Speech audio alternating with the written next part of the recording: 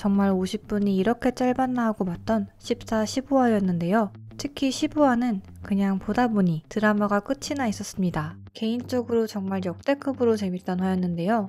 특히 정계도가 정준하의 능력을 확인하기 위해 일부러 거칠게 운전을 하고 정준하의 능력이 밝혀지는 장면 진짜 최고였어요. 이때 깨알같이 번개주의라는 재밌는 이스터에그가 보이기도 했는데요. 또한 이번 화에서는 가장 미스테리한 인물 중 하나였던 미하원의 정체가 밝혀지기도 했습니다. 김덕윤에게 통화로 후문으로 오라고 한 인물이 바로 미화원이었는데요. 이로써 미화원 아주머니는 국정원이 아닌 위쪽에서 내려온 인물이라는 게 밝혀졌습니다. 그런가 하면 드디어 이재만의 과거가 밝혀지기도 했습니다. 과거 이야기에서는 단순히 강훈이가 아빠 없이 지내야만 했던 어린 시절의 이야기뿐 아니라 상당히 중요해 보이는 인물이 등장했는데요. 이번 리뷰에서는 스쳐 지나가는 장면들에 숨겨져 있던 복선과 함께 앞으로 어떤 이야기가 펼쳐질지 원작 속 내용을 같이 리뷰해 보려고 합니다. 약 6화 만에 등장한 현재 이야기. 남은 실기시험을 위해 계속 훈련을 해야 하는 희수는 최일환의 말을 듣고 등촌동 체육센터로 향하는데요. 안 그런 척 희수를 기다리고 있던 봉석은 학교를 나서며 자신의 보조 배터리를 건네줍니다. 그리고 그런 두 사람의 뒤를 누군가 쫓는데요. 바로 위쪽에서 온 인물 정준하입니다. 두 사람은 버스를 타고 정준하 역시 같이 버스에 오릅니다. 정준하는 카드 단말기에 핸드폰을 대는 두 사람의 모습을 보고 자신의 핸드폰을 갖다 대지만 결제가 될 리가 없죠. 이에 정계도가 정준하의 핸드폰을 가져가는데요. 순간 능력으로 정준하에 대한 기억을 읽은 정계도는 그를 계속 지켜보다가 이윽고 능력을 확인하기 위해 거칠게 운전을 하기 시작합니다. 이에 정준하는 보란듯이 자신의 능력을 드러내는데요. 정계도는 계속 운전을 멈추지 않고 이 과정에서 희수가 가지고 있던 봉석이의 보조 배터리가 바닥에 떨어집니다. 정계도는 전기 능력을 갖고 있지만 무기화를 하기 위해서는 꼭 보조 무기가 필요한 인물입니다. 따라서 희수가 떨어뜨린 이 보조 배터리는 바로 정계도의 무기가 되어줄 아이템이 아닐까 싶은데요. 사실 원작에서는 정계도가 등장하지 않습니다. 그래서 희수와 봉석이는 체육관에서 능력자를 마주치고 다른 이들의 도움 없이 능력자와 맞섰는데요.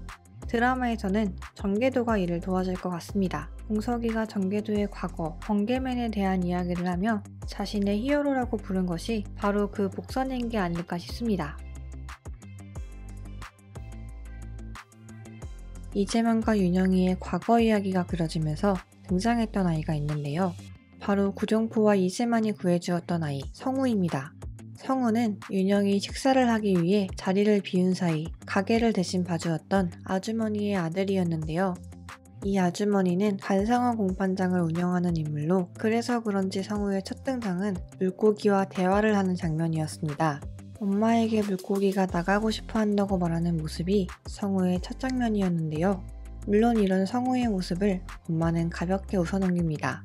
그러나 그 후에도 성우는 계속해서 물고기에게 말을 걸고 물고기도 마치 성우의 말이 들린다는 듯 성우와 마주보고 있으며 정말 밖으로 나가고 싶어 하는 듯 어항 쪽으로 몸을 부딪힙니다. 이 스쳐 지나갔던 장면들이 바로 성우가 초능력자라는 것을 알려주는 게 아닐까 싶은데요. 동물의 말을 알아들을 수 있는 초능력자인 것이죠. 저는 저번 리뷰에서 동물의 말을 알아듣는 듯한 초능력자에 대해 리뷰한 적이 있습니다. 바로 조례역이었는데요. 성우의 엄마가 관상어 공판장을 하고 조례역의 공간인 교장실에 수족관이 있는 게 과연 우연일까요?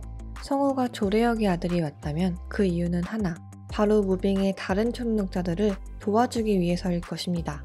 구룡포와 삼천포의 초능력을 직접 눈으로 본 만큼 그 인물들의 얼굴을 잊기 힘들 것이고 그래서 여기에는 후에 구룡포와 삼천포를 성우가 도와줄 명분이 생깁니다.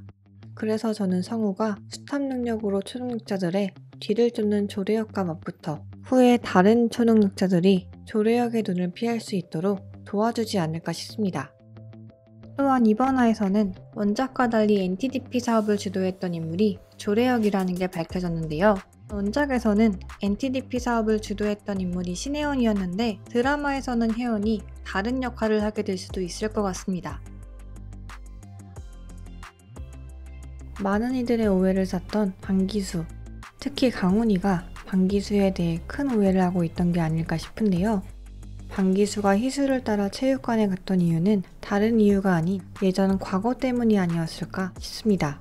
갑자기 전학을 온 희수가 능력자 같아 보이기에 호기심 반, 그리고 혹시나 자신처럼 다치게 될까 걱정 반, 이 마음으로 따라갔던 것을 강훈이가 오해했고, 안 그래도 강훈이에게 좋지 않은 감정을 가지고 있던 방기수는 일부러 강훈이의 화를 돋군 것 같은데요. 이런 방기수는 드라마 초반부터 최일한, 즉 국정원에 대한 반감을 드러냈습니다. 그리고 이번 화에서는 교장실 주변을 맴돌며 뭔가를 기다리고 찾는 듯한 모습을 보였습니다. 그가 찾는 것은 부담임이 압수한 한별이의 카메라이거나 혹은 NTDP 파일이 아닐까 싶은데요. 한별이의 카메라를 찾는 인물이 한 명 더 있죠. 바로 카메라의 진짜 주인인 한별입니다. 특히 한별이가 카메라를 정말로 찾는다면 초능력자들이 능력을 사용하는 장면을 또 한 번 찍을 수도 있을 것 같은데요. 이 두 사람이 드라마 후반부에서 생각보다 중요한 역할을 하게 될 수도 있을 것 같습니다. 현재 방기수와 한별이 말고 학교에 남아있는 학생이 한 명 더 있습니다. 바로 학교 자습실에서 공무원 공부를 하기 위해 남아있는 강훈이인데요. 하지만 공부에 집중을 해서인지 평소 집에 가던 시간을 넘기고 말았고, 시계를 확인한 이제만에 걱정스러운 표정이 비춰졌습니다. 어릴 적 자신 때문에 강훈이가 다쳤고 강훈이의 곁에 있어주지 못했다는 죄책감이 있는 이제만은 집에 돌아오지 않은 강훈이를 찾기 위해 곧 학교로 달려갈 듯 합니다. 드디어 정원고에 온 이미연과 구룡포. 누가 봐도 수상쩍을 정도로 많은 CCTV를 둘러보던 구룡포는 이를 박살내버리고 미연은 오감 능력으로 위에 있는 CCTV를 찾아냅니다. 그리고 안기부 정보분석관이었던 실력으로 최일한이 자신을 이미 알고 있었다는 사실을 밝혀냅니다. 이에 최일한은 봉석이를 신경 쓰고 있어서 그랬다는 말로 얼버무리지만 미연은 이미 최일한이 거짓말을 하고 있다는 것을 알아챘을 것 같은데요. 정원고에 있는 이미연과 구룡포, 정원고로 향하고 있는 김덕윤과 박찬일, 그리고 학교에 남아있는 3명의 아이들, 학교 밖에 있는 희수, 봉석이와 전계도, 그리고 정준하까지 다음화는 엄청난 전투씬을 볼 수 있을 것 같은데요. 원작과는 내용이 살짝 달라진 만큼 더욱 기대가 되는 것 같습니다. 특히나 남은 4개의 화에서는 하루 동안의 일이 4개의 분량에 걸쳐 방영된다고 하니 더욱 기대가 됩니다. 저는 다음 영상으로 돌아오겠습니다. 감사합니다.